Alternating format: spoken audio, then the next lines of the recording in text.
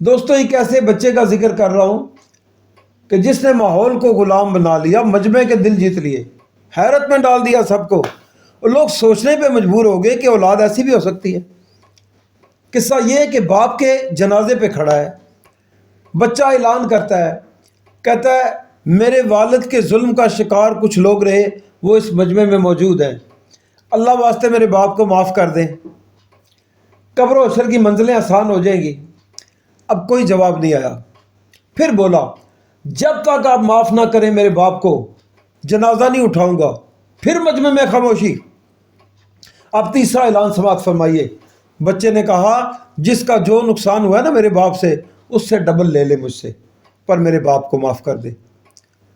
پتھر پگھل گئے دوستو۔ مجمع سے نکلے کچھ لوگ، بچے کے گلے لگے، دھاڑے مار کے روئے اور بلند آواز سے کہا تیرے باپ کو معاف کیا۔ دوستو جانتا ہوں باپ اچھا ہو نا، اچھے کام کرے اور بچہ سیکھے، اس کے مرنے کے بعد وہ عمل دہرائے نا، اسے صدقہ جاریہ کہتے ہیں۔